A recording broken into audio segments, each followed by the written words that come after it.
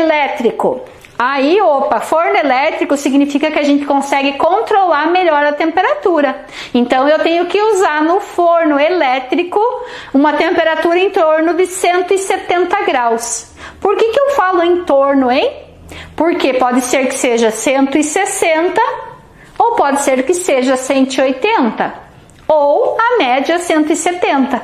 Como que eu vou descobrir isso, Thaís? Assando tua bolacha.